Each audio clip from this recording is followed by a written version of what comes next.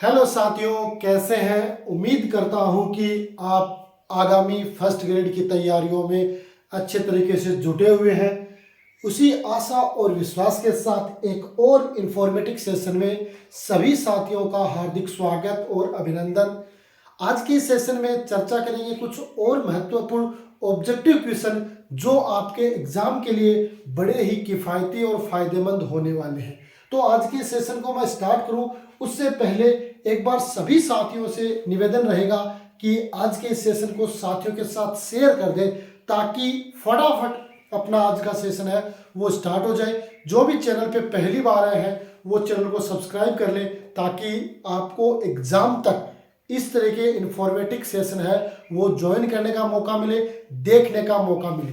क्योंकि एग्जाम से पहले तक अगर आप इन क्वेश्चनों के साथ जुड़े रहते हो तो उसका बेनिफिट है वो आपको मिलता है। और साथ में सबसे बड़ा बेनिफिट है कि आप खुद को चेक कर सकते हो कि भाई कौन से टॉपिक में आपकी कौन कौन सी चीज है वो आपने पढ़ ली है और कौन सी चीज है वो आपकी रह गई है। तो उस पर भी आपकी सारी की सारी जो क्वेरी है वो भी दूर होगी और समस्या का समाधान भी होगा, है ना। तो इसलिए सेशन को स्टार्ट कर रहा हूं और फटाफट आज के इस सेशन में कुछ महत्वपूर्ण जानकारियां हैं वो आपके साथ साझा की जाएगी। पिछले कुछ सेशन है वो अपन ने इस ऑनलाइन प्लेटफॉर्म पर अपलोड कर दिए हैं। जिन साथियों ने अभी तक नहीं देखा है, उनको नहीं समझा है, उनके पास मौका है कि वो उनको देखे, समझे और समझने के बाद अपने आप का आंकलन करें कि भाई कितनी चीज़ है वो आपने पढ़ ली है और कौन सी अभी तक आपने नहीं पढ़ी है। उन तमाम वीडियो के लिंक है वो आपको वीडियो के डिस्क्रिप्शन में मिल जाएंगे। साथ में हमने स्कूल लेक्चर के नाम से एक प्ले लिस्ट बना रखी है, वहाँ पर भी जाकर आप तमाम सेशन है वो ज्वाइन कर सकते हैं। साथ में अगर आप लेटेस्ट अपडेट रहना चाहते हो तो आप हमारे टेलीग्राम चैनल और व्हाट्सएप चैनल को भी ज्वाइन कर सकते हैं। दोनों के लिंक है वो आपको वीडियो के डिस्क्रिप्शन में मिल जाएंगे। ठीक है, स्टार्ट करें आज के सेशन को। तो मैं आज के सेशन को स्टार्ट कर रहा हूं और कुछ महत्वपूर्ण क्वेश्चनों के साथ, कुछ महत्वपूर्ण क्वेश्चन जो आपके एग्जाम के लिए फायदेमंद होंगे उन पे अपन बातें करेंगे। देखो, सबसे पहले क्वेश्चन है आपके सामने ये आपको बताना है क्या क्वेश्चन है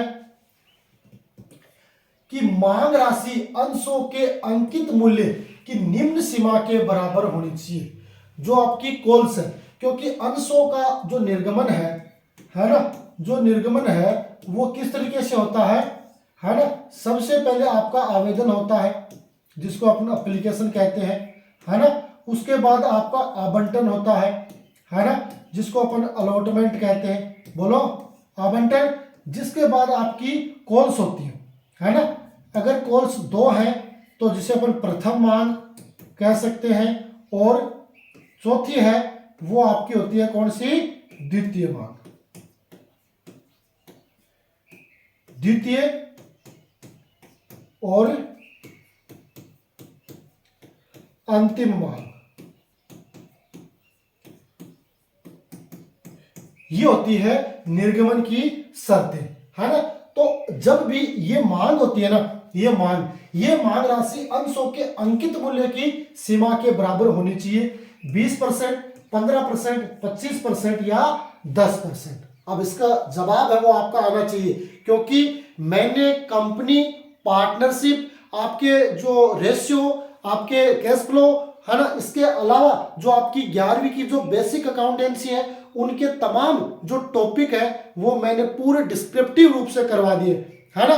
तो उसके अकॉर्डिंग इसका आंसर आपका फटाफट आना चाहिए। जिन साथियों ने उन सेशन को ज्वाइन नहीं किया है उनको भी मैं बता दूं कि स्कूल लेक्चर के नाम से प्लेलिस्ट है, उसमें जाएं और तमाम उन सेशनों को देखें। बहुत ही कम समय में आपको ज्यादा तैयारी करने का मौका है वो मिल जाएगा। ठीक है, तो देखो, मांग राशि है वो अंकित मूल्य के कितने प्रतिशत से कम नहीं होनी चाहिए, वो है आपका 25%, है ना।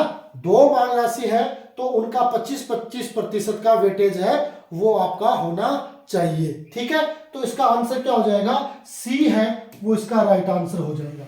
अब देखो कितने का सी आंसर आ रहा है वो तो आप पे डिपेंड है। ठीक है, हो गई बात क्लियर। बढ़े आगे, अगला क्वेश्चन है। यहां तक क्लियर है ना सारी बात। कि ये शर्तें होती है, उसमें ये मांग राशि है वो 25% की सीमा के बराबर कम से कम होनी चाहिए। ठीक है, अब आगे देखिए, आगे देखो अगला क्वेश्चन है आपके सामने। ये तो मेरे हिसाब से आप जवाब दे दोगे क्योंकि बहुत ही आसान सा सवाल है, कोई बहुत ज्यादा हार्ड नहीं है। ये नहीं कह सकते कि भाई आपको आता नहीं है। देखो क्या है, बकाया मांग, जिसको अपन कहते हैं कॉल्स इन एरर, और अग्रिम मांग यानी कॉल्स इन एडवांस। ये दो तरीके की मांग होती है कि यह होती है बकाया, यानी जब कोई व्यक्ति बार बार मांग करने के बाद भी आवंटन या मांग राशि का भुगतान नहीं करता है तो वो होती है बकाया। और कॉल्स इन एडवांस यानी अग्रिम, कि कोई व्यक्ति आवंटन या फर्स्ट कॉल के साथ ही द्वितीय काल का भुगतान कर देता है, या आवंटन के साथ ही प्रथम और द्वितीय दोनों कॉल का भुगतान कर देता है, वो अग्रिम मानी जाती है। तो इन पर ब्याज की दर क्या होगी, 6 या 5, 5 या 6, 10 या 12, 5 या 10, बताओ देखिए, है ना। तो ये अपने को ध्यान में रखना है। कॉल्स इन एरर है, उस पे ब्याज की दर कितनी होगी, 10%, और कॉल्स इन एडवांस पर ब्याज की दर कितनी होगी, 12%। कितनी होगी, 12%। तो यहां पर आपका सही आंसर क्या होगा, सी इज द राइट आंसर हो जाएगा कि बकाया पे 10% और अग्रिम पर 12% ब्याज है वो चुकाया जाएगा। ठीक है, सारी बात होगी, एक्सप्लेन है, कहीं कोई दिक्कत नहीं है। तो बकाया मांग और अग्रिम मांग पर ब्याज की दर 10 और 12% होगी। बढ़े आगे, यहां तक क्लियर होने के बाद अगला क्वेश्चन देखो, ये आपके सामने स्क्रीन पर, फटाफट इसका रिप्लाई आपको करना है कि क्या इसकी आंसर होगा। देखो, आवंटन विवरण कंपनियों के रजिस्ट्रार के कार्यालय में जमा कराना होगा। जो आपका अलॉटमेंट स्टेटमेंट है ना, वो कंपनी के रजिस्टर कार्यालय में जमा करवाना होगा। कितने दिनों में आपको जमा करवाना होगा ये आपको बताना। तो बंटन के 30 दिन में, आवेदन के 120 दिन में, प्रविवरण निर्गमन के 120 दिन में, या जमा नहीं करवाना, बताओ देखिए, है ना। बताओ देखिए भाई, प्रविवरण निर्गमन है वो तो 120 दिन होता है। इस दिन तक अपने को क्या करना है, न्यूनतम अभिधान प्राप्त कर लेना है। अगर न्यूनतम अभिधान प्राप्त नहीं करेंगे तो अगले 10 दिन में राशि अपने को वापस लौटानी पड़ेगी। अगर नहीं लौटाते हैं तो उन पर 15% ब्याज देना पड़ेगा। लेकिन जो अपना अलॉटमेंट स्टेटमेंट है ना, वो आवंटन के, है ना, अलॉटमेंट स्टेटमेंट है वो आवंटन के, आपने आवंटन कर दिया, आवंटन के 30 दिनों में अपने को रजिस्ट्रार कार्यालय में जमा करवाना है। तो यहां पर ए है वो सही आंसर हो जाएगा कि आपका आवंटन विवरण है वो रजिस्ट्रार कार्यालय है, उसमें आवंटन कह दो या बंटन कह दो, इसके 30 दिनों में आपको वहां पर जमा करवाना पड़ेगा, है ना। तो ये अपने को ध्यान में रखना, 30 डेज, कब, आवंटन के 30 दिन बाद, अलॉटमेंट के 30 डेज आफ्टर, है ना। ठीक है, तो ये अपने को ध्यान में रखना है। हो गया यहां तक क्लियर, अब आपके डाउट नहीं है ना। बढ़े आगे, सिंपल क्वेश्चन है, सिर्फ अपने आप को चेक करना है कि भाई कितना कुछ आपको आता है। आता जरूर आपको, कहीं कोई दिक्कत नहीं है, पर कई बार क्या होता है, अपना जो कॉन्फिडेंस है वो थोड़ा सा गड़बड़ा जाता है। एक क्वेश्चन है जिसका आंसर हमें आता है, लेकिन थोड़ा सा ओवर कॉन्फिडेंट में या थोड़ा सा विश्वास न होने के कारण, दोनों परिस्थिति है जो घातक होती है। एक तो विश्वास नहीं होता है उस समय भी नुकसान होता है, एक बहुत ज्यादा विश्वास होता है तो भी वहां पर नुकसान होता है। तो ऐसी कंडीशन में अपन क्या करते हैं, उसका जवाब है वो गलत दे देते हैं। ठीक है, अगला क्वेश्चन देखो स्क्रीन पर है, कंपनी का वैधानिक स्तर है ना, कंपनी का वैधानिक स्तर है, बताओ देखें, है ना, व्यक्ति से पृथक, फर्म के समान, कृत्रिम व्यक्ति, या इनमें से कोई नहीं, बताओ देखिए। कंपनी का जो वैधानिक स्तर है वो कैसा है, बताओ, कि व्यक्ति से पृथक है ना, और फर्म के समान है, और कृत्रिम व्यक्ति है, या इनमें से कोई नहीं। तो देखना कि आपकी जो परिभाषा लिखी गई है उसमें लिखा गया है कंपनी विधान द्वारा निर्मित एक कृत्रिम व्यक्ति है जिसकी अलग सार्वमुद्रा होती है और उसके पास अविच्छिन्न उत्तराधिकार होते हैं, है ना। तो कंपनी का जब विस्तारी वैधानिक हो गया तो इसको अलग अलग मानते हैं। और अगर कंपनी के प्रकार की बात करें, कंपनी के प्रकार की, तो अलग अलग कंपनी होती है ना। उसमें आपकी पहली होती है जैसे एक व्यक्ति कंपनी, एक व्यक्ति कंपनी, एक व्यक्ति कंपनी जिसे क्या कहते हैं, ओपीसी, वन पर्सन कंपनी। और ये कंपनी अधिनियम 2013 की जो धारा 262 है उसके तहत इसको शामिल किया गया, है ना। अब एक व्यक्ति कंपनी है, ये आपकी जो एकल स्वामित्व वाली कंपनी होती है ना, जैसे आपके नाम से आपने सुना होगा कि भाई एक व्यक्ति एकल व्यापार भी होता है जिसमें एक व्यक्ति होता है। लेकिन जो एक व्यक्ति कंपनी है, जो ओपीसी है, ये एक व्यक्ति या जो आपका अकेला व्यक्ति होता है या एकल स्वामित्व होता है उससे पृथक है, क्योंकि उसमें इसके दायित्व है वो सीमित है, इसका वैधानिक अस्तित्व होता है ना, ठीक है। तो इसलिए ओपीसी है वो कंपनी अधिनियम 2013 की धारा 262 के तहत है वो शामिल की जाती है। दूसरी एक कंपनी आती है आपकी, सेकंड कंपनी आती है आपकी निजी कंपनी।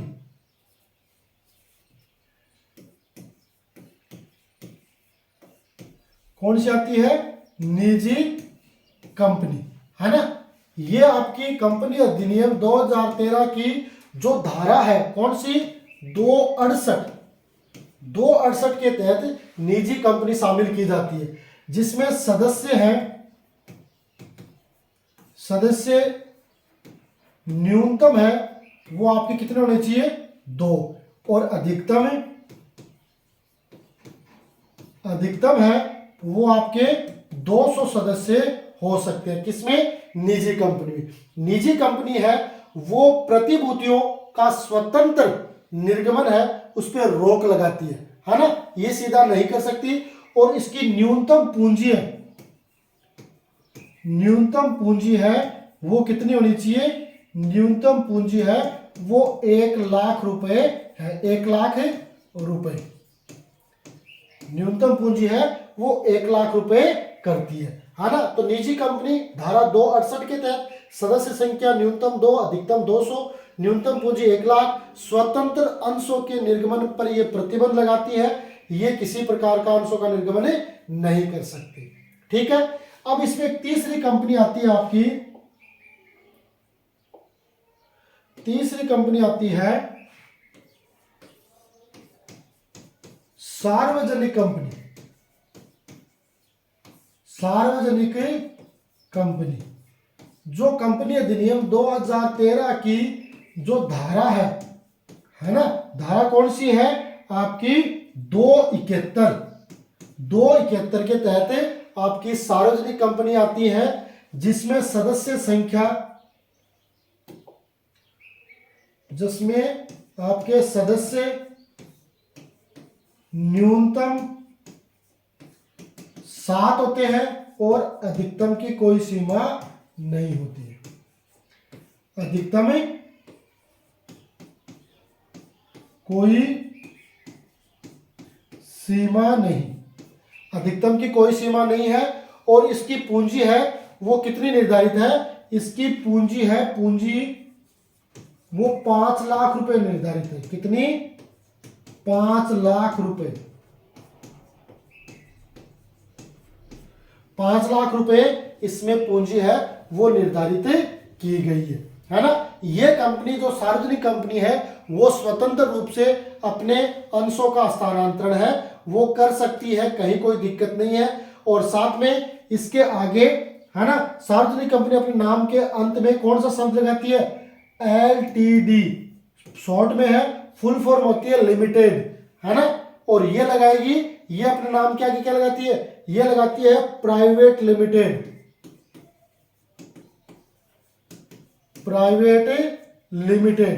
है ना, प्राइवेट है वो लगाएगी प्राइवेट लिमिटेड। और सार्वजनिक कंपनी अपने नाम के आगे लिमिटेड शब्द है उसका प्रयोग करती है। इसके अलावा भी जो कंपनी है उनका अलग अलग वर्गीकरण किया जाता है कि दायित्व के आधार पर, कि भाई जिनका सीमित दायित्व है जिनका असीमित दायित्व है। ये तो प्रकार है, वो नॉर्मल प्रकार है कंपनी के। अगर दायित्व के आधार पर वैसे अपन डिफाइन करें तो 3 तरीके से इसको डिफाइन किया जाता है, जिसको अपन कहते हैं दायित्व के आधार पर, जिसमें सीमित दायित्व है, असीमित दायित्व है ना। तो सीमित दायित्व है जिसमें सदस्यों का दायित्व सीमित होता है, और असीमित दायित्व है जिसका दायित्व असीमित होता है। वर्तमान में असीमित दायित्व वाली कोई भी कंपनी है वो प्रचलन में नहीं है, वो सारी बंद है। ठीक है, अब इसमें क्वेश्चन का आंसर क्या होगा कि कंपनी का वैधानिक स्तर है, तो ये होगा आंसर सी कि कृत्रिम व्यक्ति, क्योंकि परिभाषा में स्पष्ट लिखा होता है कि कंपनी विधान द्वारा कृत्रिम व्यक्ति है जिसकी सार्वभौमुद्रा होती है, अविच्छिन्न उत्तराधिकार उसके पास होते हैं। ठीक है, होगी बात, यहां तक सारी बात क्लियर होगी। बढ़ जाए आगे, बढ़े आगे, चलो देखिए आगे। नोट कर लिया सारी चीजें हैं वो आपके नोट हो जानी चाहिए, और जिनके याद है उनका रिवीजन हो जाना चाहिए, क्योंकि जिन्होंने याद कर रखे हैं उनका रिवीजन जरूरी है, और जिन्होंने याद नहीं कर रखे है ना, तो उनको नोट करना जरूरी है, ताकि बार बार ये क्लासेज आपको देखने की आवश्यकता नहीं हो। फटाफट आप रिवीजन, आपने जो नोट्स तैयार किए हैं उसमें देखकर आप रिवीजन कर सको। ठीक है, हो गई बात। बढ़ जाए आगे, आगे देखो।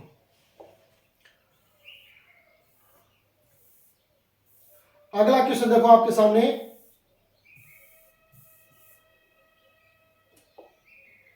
ये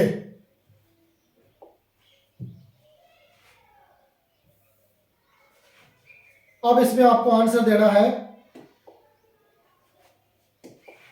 कि कंपनी अपनी पूंजी प्राप्त करती है ना। कंपनी को अपनी जो कैपिटल है वो कहां से प्राप्त होती है? जनता से वो ऋण लेती है ना। तो फिर पूंजी नहीं होगी, फिर तो लोन हो जाएगा। सदस्यों का अंशदान हो सकता है, कॉन्ट्रीब्यूशन, अंशों का निर्गमन हो सकता है, और बैंकों से अनुदान हो सकता है। बताओ देखे कि बहुत ही आसान क्वेश्चन है कि कंपनी अपनी पूंजी है वो कहां से प्राप्त करती है। तो कंपनी अपनी पूंजी है वो अंशों के निर्गमन द्वारा प्राप्त करती है, क्योंकि अंशों के निर्गमन से जो पूंजी प्राप्त होती है वो एक पूंजी के रूप में काम करती है, ऋण के रूप में नहीं। जबकि ये राशि सारी की सारी क्या होगी? ऋण के रूप में मानी जाएंगी।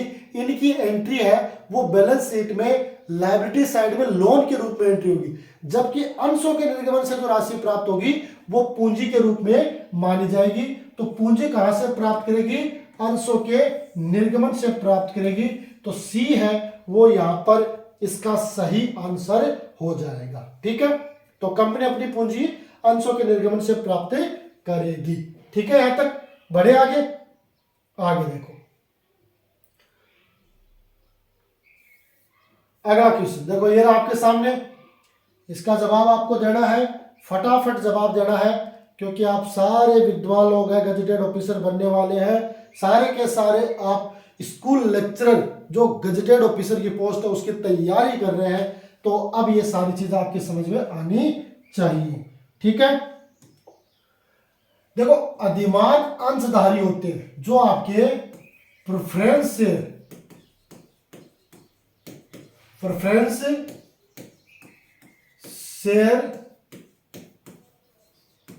होल्डर अधिमान अंशधारी है। समता अंशों के समान, पूंजी वापसी का पूर्व अधिकार रखने वाले, पूंजी व लाभांश भुगतान का पूर्व अधिकार रखने वाले, किसी भी प्रकार का पूर्व अधिकार नहीं रखने वाले। जैसे मैंने आपको बताया था कि जो अंश होते हैं ना, अंश को 2 भागों में बांटा गया है ना। इसके क्या हो गए?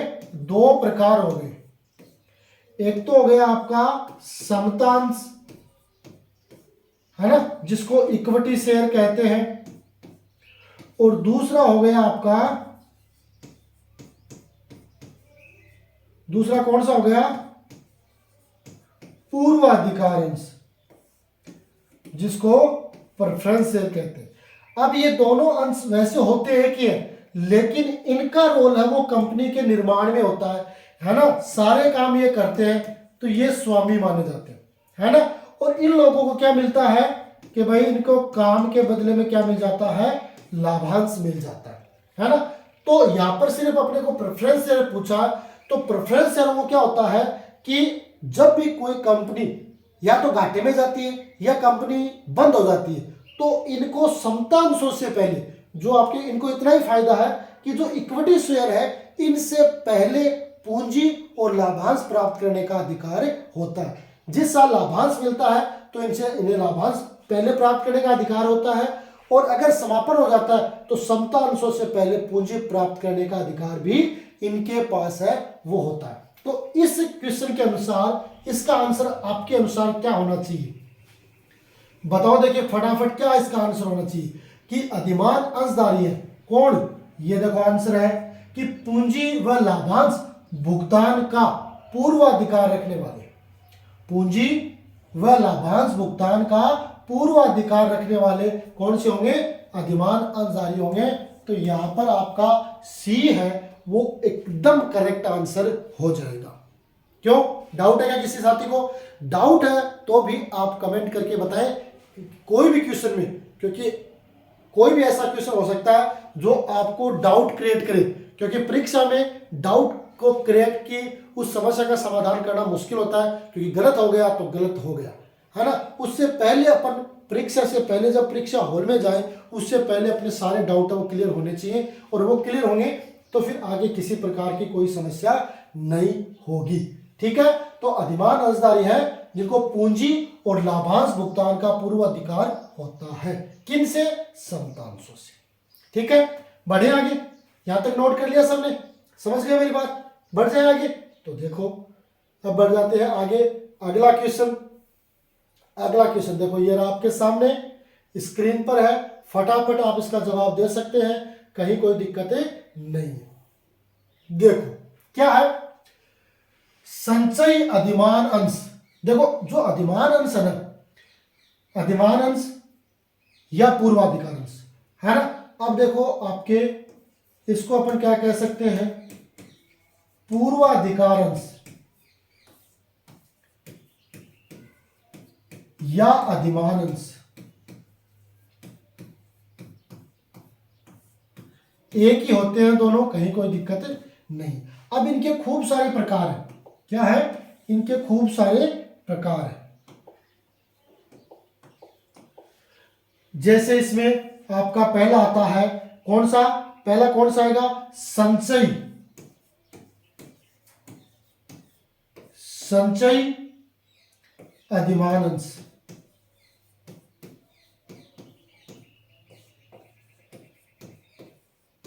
संचयी अधिमान अंश। इसी का दूसरा आ जाता है असंचयी,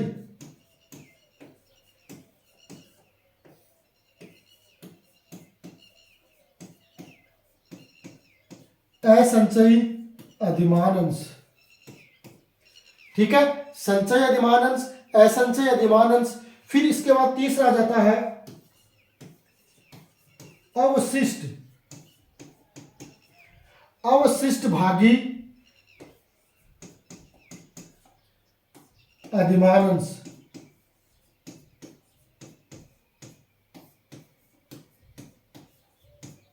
ठीक है, अवशिष्ट भागी अधिमान अंश। चौथा हो जाता है अनावशिष्ट, अनावशिष्ट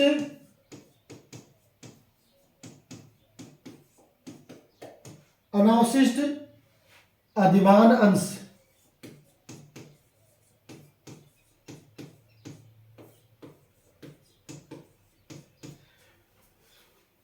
पांचवा कौन सा हो जाता है, पांचवा हो गया इसमें आपका परिवर्तनीय,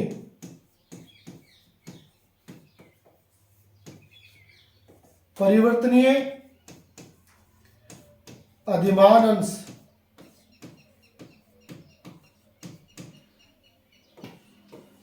छठा कौन सा हो जाएगा, अपरिवर्तनीय,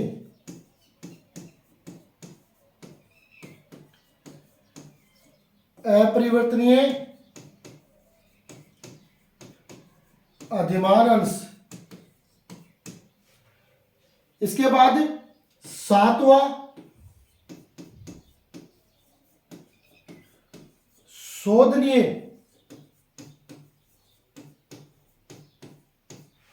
अधिमान अंश। आठवां हो जाएगा आपका अशोधनीय।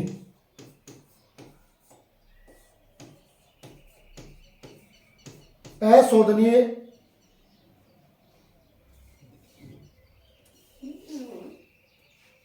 अधिमान अंश।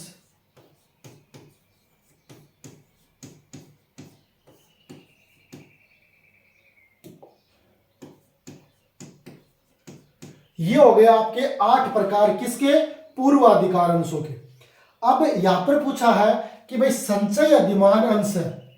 अब इसका मैं ऑप्शन क्या दे रखे हैं कि अदत्त लाभांश संचित होता है ना, लाभांश व ब्याज दोनों संचित होते हैं, लाभांश व पूंजी दोनों का अधिकार है और कोई नहीं, है ना। ये इसका आंसर देना आपको, है ना। 47 नंबर का आंसर है कि संचय अधिमान अंश कौन से होते हैं।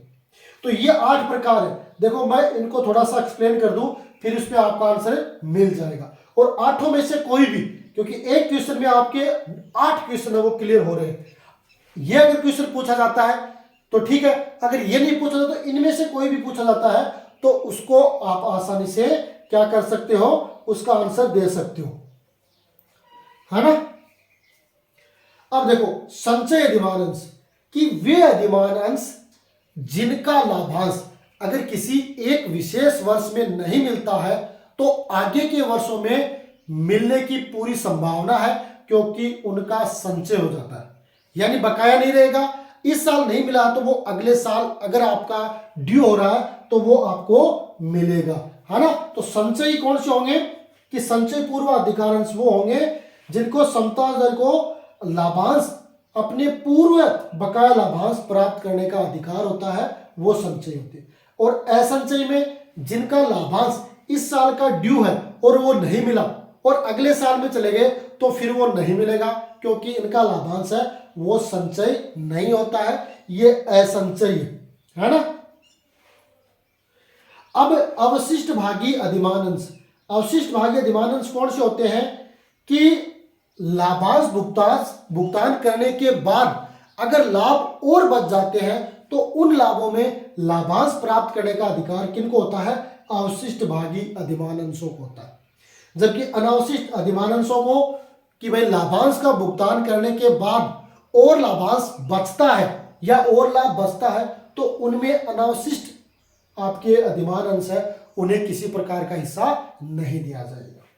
परिवर्तनीय अधिमान अंश यानी वो अंश जिनको एक निश्चित समय के बाद आप किसी दूसरे में या तो समतांशों में या आप ऋण पत्रों में उनको परिवर्तित कर सकते हो, यानी परिवर्तित करने का अधिकार है, वो आपके परिवर्तनीय अधिमान अंश। अपरिवर्तनीय जिनको आप परिवर्तित नहीं कर सकते हो वो आपके अपरिवर्तनीय अधिमान अंश होते हैं। शोधनीय अधिमान अंश वे अधिमान अंश जिनका एक निश्चित अवधि के बाद आप उनका शोधन कर सकते हो, वो शोधनीय अधिमान अंश होते हैं। और अशोधनीय अधिमान अंश वे अधिमान अंश जिनका एक निश्चित अवधि के बाद शोधन नहीं किया जा सकता, इनका शोधन कंपनी के समापन पर ही किया जा सकता है।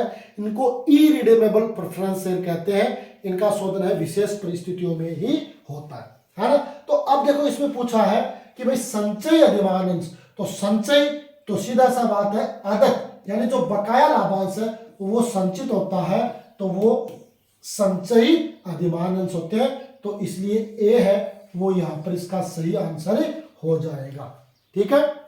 संचयी अधिमान अंश जिसका लाभांश है वो संचित हो जाता है, वो आपके संचयी अधिमान अंश कहलाते हैं। समझ गए मेरी बात। संचयी अधिमान अंश के बारे में हो गई सारी बात। आप चाहो तो इनको नोट कर सकते हो और इनको समझ सकते हो, क्योंकि परीक्षा में क्वेश्चन कहीं बाहर से नहीं आते हैं, इन्हीं में से क्वेश्चन आते हैं, लेकिन थोड़ा बहुत घुमा के इधर उधर, और आपने सारी चीज विद एक्सप्लेनेशन पढ़ी है तो फिर कहीं कोई दिक्कत नहीं होने वाली है, ठीक है। बढ़ जाए आगे, बढ़े आगे, चलो आगे बढ़ते हैं। देखो ये आपके सामने आ गया, जो अभी अपन ने चर्चा की थी आपके सामने स्क्रीन पे है। अब आप इसका आसानी से जवाब दे सकते हो, है ना। अवशिष्ट भाग्य अधिमान अंश है ना। पूंजी का भुगतान सबसे बाद में किया जाता है, लाभांश सबसे पहले चुकाया जाता है, शेष लाभों में हिस्सा बटाने का अधिकार होता है, पूंजी और लाभांश दोनों का पूर्वाधिकार होता है। आप बताओ, देखिए इसका सही आंसर क्या होगा? अवशिष्ट भागी। अभी मैंने आपको अवशिष्ट भागी, अवशिष्ट और अनावशिष्ट दोनों के बारे में बताया था। अवशिष्ट में कि वे अंशधारी जिनको लाभांश भुगतान करने के बाद शेष बचे हुए लाभांश में भी हिस्सा प्राप्त करने का अधिकार होता है, वो आपके अवशिष्ट भागी अधिमान अंश होते हैं। और अनावशिष्ट भागी अधिमान अंश वो जिनको लाभांश प्राप्त करने के बाद शेष बचे लाभांश में हिस्सा प्राप्त करने का अधिकार नहीं होता है, वो आपके अनावशिष्ट अधिमान अंश कहलाते हैं। तो इसमें आपको आंसर मिल गया होगा कि अवशिष्ट भागी अधिमान अंश कौन से होंगे। बताओ, देखिए फटाफट आंसर आना चाहिए। किस किस का आंसर आ रहा है मैं देख रहा हूं। बताओ देखिए क्या आंसर होगा। तो इसका आंसर होने वाला है सी, शेष लाभों में हिस्सा बटाने का अधिकार होता है। तो सी है वो यहां पर सही आंसर हो जाएगा। ठीक है, यहां तक सारी बात क्लियर होगी ना? अब तो डाउट नहीं है। तो अवशिष्ट, अनावशिष्ट, परिवर्तनीय, अपरिवर्तनीय, शोधनीय, अशोधनीय, है ना, ये सारे के सारे आपको पता होने चाहिए, क्योंकि क्वेश्चन है वो कंपनी में से आपको 3, 4, 5 भी देखने को मिल सकते हैं, कहीं कोई दिक्कत नहीं है। ठीक है, बढ़ जाए आगे। आगे चलो अगले क्वेश्चन की ओर। अगला क्वेश्चन देखो स्क्रीन पे है आपके सामने, और फटाफट इसका जवाब दे दो। देखो फटाफट दे दो, है ना, फटाफट देखो। शोधनीय अधिमान अंश है। अभी मैंने सारी डिटेल से पहले आपको बता दिया कि कंपनी के जीवन काल में भुगतान योग्य हो, कंपनी के जीवन काल में अंश राशि और लाभांश का भुगतान हो, लाभांश प्रतिवर्ष दे हो, किस्तों में प्रतिवर्ष भुगतान दे हो।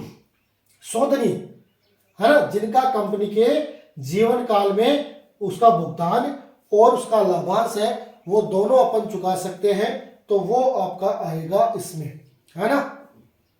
तो बताओ, शोधनीय अधिमान अंश यानी जिनका अपन शोधन कर सकते हैं कब? कंपनी के जीवन काल में। लाभांश है वो इसका बकाया नहीं होता है, तो ये चीज अपने को थोड़ी सी इग्नोर करनी पड़ेगी।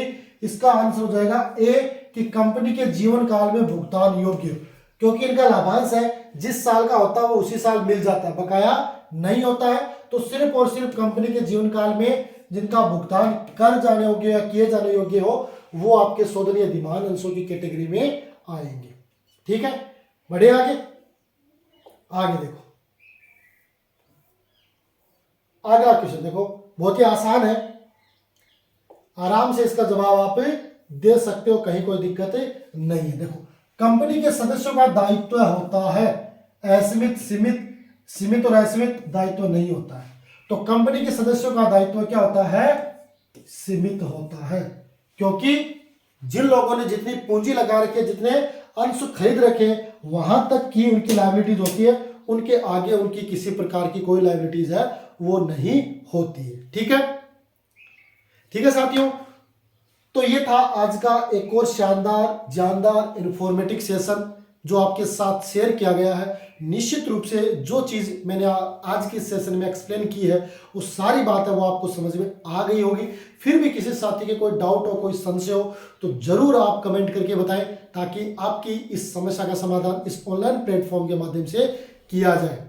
इसके अलावा जो भी साथी first grade commerce, junior accountant, UGC net, EMRS, KVS, NVS या जूनियर अकाउंटेंट, अकाउंट असिस्टेंट, किसी भी कॉमर्स से रिलेटेड कोई भी एग्जाम की तैयारी कर रहे हो और या गवर्नमेंट जॉब से रिलेटेड आप लेटेस्ट अपडेट रहना चाहते हो, सूचनाएं जानना चाहते हो, तो जरूर हमारे चैनल को सब्सक्राइब करें, साथ में सेशन को शेयर करते रहें, ताकि ये कारवा यूं ही बढ़ता रहे और परिवार के सदस्यों की संख्या निरंतर वृद्धि होती रहे। इसी आशा और विश्वास के साथ आज के सेशन में इतना ही। मिलेंगे अगले सेशन में, तब तक के लिए गुड बाय।